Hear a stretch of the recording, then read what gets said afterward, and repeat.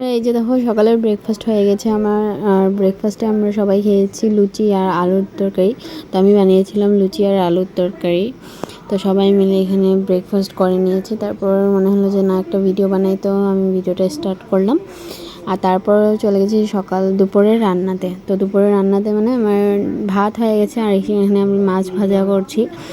আর এই পাশে দেখো পটল আলু কাটা আছে। এই যে দেখো ভাতটা দেখাচ্ছিলাম, আমি ভাতটা বানিয়ে নিয়েছি। তো তারপর পটল আলু মা কেটে দিল, পিসি শাশুড়ির জন্য বানাবো। আর এদিকে দেখো মাছ ভাজছিলাম, কাতলা মাছ ছিল। তো মাছ বানাবো, মাছের চচ্চড়ি করবো টমেটো দিয়ে। তো সেটাই বানাবো। আর এদিকে দেখো মাছ তো হচ্ছে, পাশে আমি আরেকটা জিনিস বানাচ্ছি, সেটাও তোমাদেরকে দেখাচ্ছি, চলো। এই যে দেখো মাছগুলোকে উল্টাচ্ছিলাম। আর এদিকে দেখো আমি বসিয়ে দিয়েছি পায়েস। তো পিসিদের ঘরে দুধ দিয়ে যায়, একজন লোক ডেলি আসে। তো দুধ তো খাওয়ার সেরকম কেউ নেই, রুহি অল্প অল্প খায়।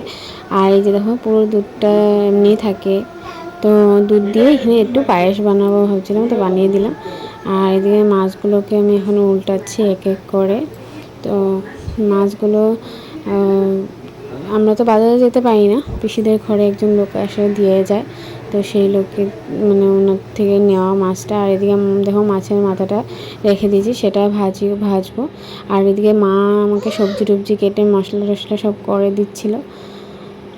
আমার কোনো কষ্ট হয় না, আমি খালি দাঁড়িয়ে মানে লাড়ছিলাম, আর মা সব রেডি করে দিচ্ছিল। তো মাছের মাথা দিয়ে বানিয়েছিলাম ঘন্ট, মুড়ি ঘন্ট। আর মাছটাকে চচ্চড়ি। আর এদিকে দেখো রুইকার জন্য একটু করে ভাত বেড়ে দিয়েছিলাম, রুইকাকে খাওয়াবো গরম গরম ভাত। আর আমার এদিকে পায়েসটাও হয়ে এসেছে প্রায়, আর একটু বাকি আছে। তো পায়েসে সব কিছু এলাচি তেজপাতা কাজু টাজু দিয়ে। আর এদিকে দেখো মাছের মাথাটা ভাজা করছিলাম। তো এই পাশে মা মশলা টশলা করে সব রেডি করে আমাকে দিচ্ছিলো। এই যে দেখো মাছের মশলা। তো মাছ চচ্চড়ি, মাছের মাথা দিয়ে মুড়ি ঘন্ট। আর হলো যে পিসি শাশুড়ির জন্য বললামই পটল আলু তরকারি বানাবো। হাই বন্ধুরা, good afternoon, welcome to my channel Mrs আইন। তোমরা সবাই কেমন আছো? আশা করছি ভালো আছো, সুস্থ আছো। আর আমরাও ভালোই আছি। তো আমি দেখলে তোমরা সকাল টাইমটা কী করলাম, কী বানালাম। তো রান্না করার পর আমি আসলাম তোমাদের সাথে কিছু কথা শেয়ার করতে। আর সকালবেলা ইন্ট্রোটা দেওয়া হয়নি, তো ভাবলাম ইন্ট্রোটা দিয়েই স্টার্ট করি। তো ভিডিওর মাঝে আমি ইন্ট্রো দিচ্ছি, তোমরা কিছু মনে করো না। আর ঘরে আসলে যেন ভিডিও হয় না, এতদিন আমি ভিডিও বানাইনি, তার কারণটা আজকে আমি বলতে যাচ্ছি। তোমাদের সাথে পুরোটাই শেয়ার করবো, ফার্স্ট টু লাস্ট কী হয়েছিল, এতদিন কেন ভিডিও করতে পারিনি, ভিডিও দিইনি। আমি তো ডেইলি ব্লগার নয়, বা আমি সেরকম করে ব্লগ বানাতেও জানি না। আমার যা ইচ্ছে অল্প অল্প করে আমি ভিডিও করি আর ছেড়ে দিই। আমি সেরকমভাবে এডিটিংও করতে পারি না। তো আমার মোবাইলে ক্যামেরাও এত ভালো নয়। তো যতটুকু আমার ইচ্ছে করার ততটুকু আমি করি, সেটাকে আমি অল্প অল্প করে এডিট করে ছেড়ে দিই। তো চলো তোমাদেরকে জানাই যে আমি কেন এতদিন ভিডিও করতে পারিনি, ভিডিও দিতে পারিনি। তার কারণ হলো আমার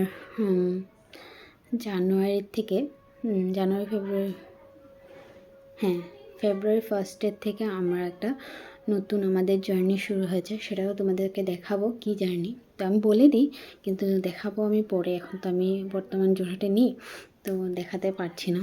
তো জার্নিটা হলো, আমরা ছোটো মোটো একটা দোকান দিয়েছি। নিজের অনেক দিনের ইচ্ছে একটা নিজের দোকান হবে। তা বলে মিস্টার আইন কিন্তু ওর কাজ ছেড়ে দেয়নি, ওর নিজের কাজ করছে। আর দোকানটা আমি আমার শ্বশুর শাশুড়ি মিলে আমরা চালাই। ও থাকে মাঝে মাঝে, যখন ওর কাজ অফ থাকে তখন ও থাকে। তো সেই জার্নি একটা নতুন একটা জিনিস, নতুন একটা এক্সপিরিয়েন্স, নতুন সব কিছু। তো আমি তখন আর ভিডিও করতে পারিনি। তো জার্নিটা শুরু হয়েছিল ফেব্রুয়ারি ফার্স্টের থেকে। আর তখন কি হলো, মানে দোকান দিয়েছি, ছোটো মোটো দোকান, তোমরা দেখতেই পারবে কয়েকদিন পরে আমি তোমাদের সাথে সেটাও শেয়ার করবো, দেখাবো দোকানটা। কিন্তু ছোটো মোটো হলেও না, একটা দোকান খোলার পর অনেকটা চাপ হয়ে যায়। আর যেহেতু আমার দোকানে অনেক কিছু ফাস্টফুড আইটেমও আছে, জল টল অনেক কিছু আছে। তো ফাস্টফুড আইটেম জানো বানাতে লাগে, আর সেগুলো আমি নিজেই বানাতাম। মানে এখন তো গরমের জন্য আর বানানো হয় না সেগুলো। কিন্তু আমার দোকানটাতে মানে অনেক টাইম দিতে হতো, আমার ব্যালেন্স করতে হতো, ঘর দোকান তারপর রুহিকাকে নিয়ে সবটাই ব্যালেন্স করে আমি আর ভিডিও করে উঠতে পারছিলাম না। মানে সেটা আমি ভিডিওটা মানে করবো যে মোবাইল আমার কাছে সেরকমভাবে আমি তখন ইউজই করছিলাম না। একটা নতুন জার্নি না, শুরু করতে অনেক টাইম লাগে, অনেক হার্ডওয়ার্কিং, অনেক কিছু। মানে কি বলবো তোমাদেরকে, যাদের দোকান আছে যারা মানে তারাই বুঝতে পারবে যে হ্যাঁ, একটা দোকান খোলা ছোটো মোটোই হোক বা বড়োই হোক, একেই টাইম দিতে হয়। তো সেগুলো করে ওঠে আমি আর ভিডিও করতে পারছিলাম না। তারপর হলো গিয়ে তারপরেই দোকান খোলার কয়েকদিন পর, 1 মাস পরে আমি লুহিকাকে স্কুলে ভর্তি করালাম, প্রাইভেট স্কুল, বাট কিন্তু অ্যাসামিস মিডিয়ামে ভর্তি করেছি। সেটাও তোমাদের সাথে শেয়ার করবো, সেটাও দেখাবো রুহিকা কোন স্কুলে পড়ে। তো রুহিকাকে স্কুলে অ্যাডমিশন করানোর পর তো আরেকটা চাপ, দোকান ঘর, রুহিকাকে স্কুলে দেওয়া আনা। ওর বাবাও যায়, ওর বাবা আর আমি আমি বেশিরভাগ টাইম ওর বাবাই নিয়ে আসে, আমি কমই যাই, কিন্তু দোকানটাকে তো টাইম দিতে হয়। তারপর আমাদের সাথে অনেক বড় একটা মানে আমরা অনেক বড় একটা বিপদের মাঝে দিয়ে গিয়েছিলাম।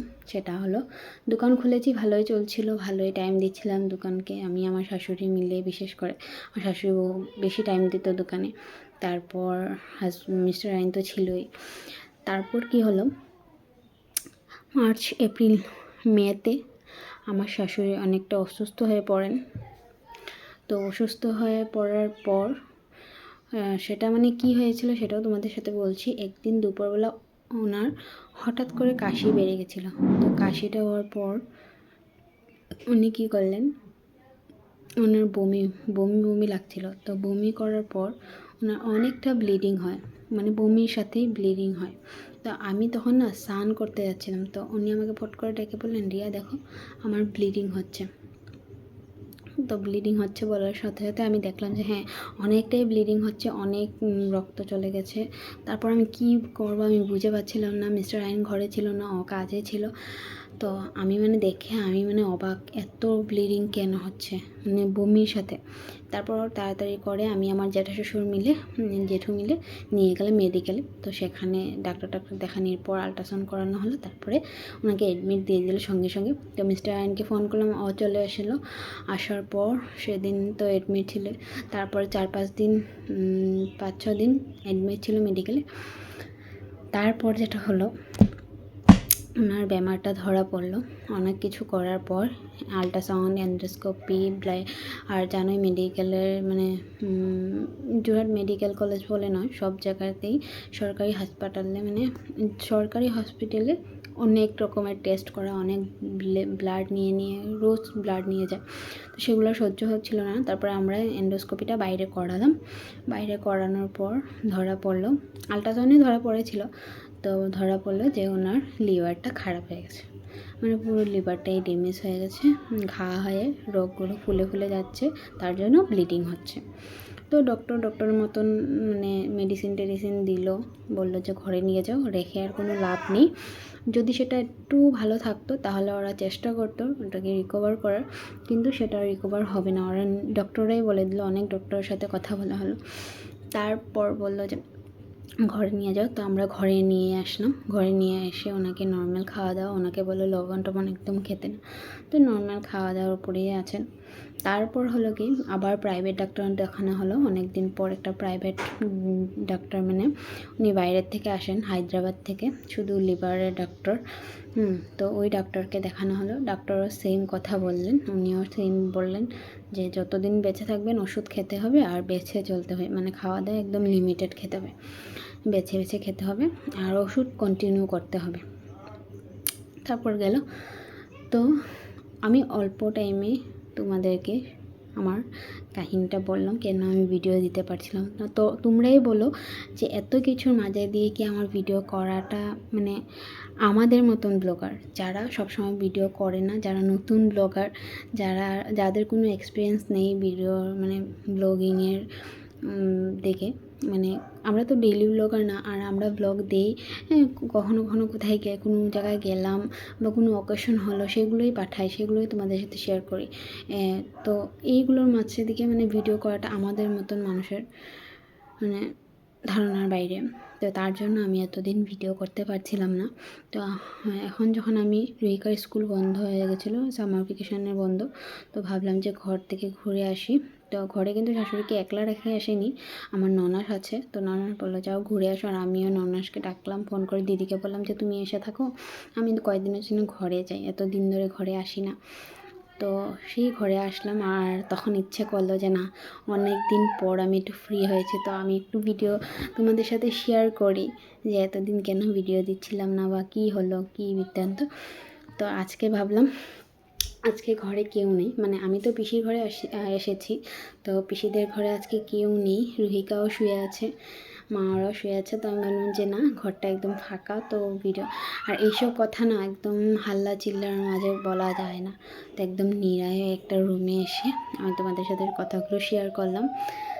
তোমরা জানিও যে এই ফেসগুলো মাঝে দিয়ে গিয়ে কি ভিডিও করাটা সম্ভব আমাদের মতন মানুষের জন্য? তো যারা একদম প্রপারলি ব্লগার, যারা একদম সব কিছু শেয়ার করে, একটা মিনিট শেয়ার করে, একটা সেকেন্ড ওদের সাথে কী হচ্ছে না হচ্ছে শেয়ার করে, তাদের জন্য এগুলো পসিবল, কিন্তু আমাদের মতো মানুষের জন্য নয়, কারণ আমরা সবসময় ভিডিও দিই না। আর ভিডিও করার জন্য একটা লোক দরকার, যেন আমি একলা সবসময় ভিডিও করতে পারি না। তো ভিডিও করা, ভিডিও এডিটিং করা, তারপরে ছাড়া, সেগুলো মানে হয়ে ওঠে না। তো তার জন্য আমি ভিডিওগুলো করতে পারিনি। তো চলো তোমাদের সাথে শেয়ার করলাম, আর আমার দোকানটা অবশ্যই তোমাদেরকে দেখাবো। ছোটো মোটো দোকান, জানি না তোমাদের কীরকম লাগবে, তো আশা করছি তোমাদের ভালোই লাগবে দেখবে। তো চলো এই ভিডিওটা আমি এখানে শেষ করছি, আশা করছি তোমাদের ভালো লেগেছে। যদি কিছু ভালো লাগে থাকে please do like, comment, share, and যারা আমার ভিডিওটা এখনও দেখোনি যাও তাড়াতাড়ি করে দেখে নাও। আর যারা আমার এই চ্যানেলটাকে সাবস্ক্রাইব করনি যাও তাড়াতাড়ি করে সাবস্ক্রাইব করে নাও। তো টাটা, বাই বাই, ভালো থেকো, সুস্থ থাকো, দেখা হচ্ছে একটা নেক্সট ভিডিওর সাথে।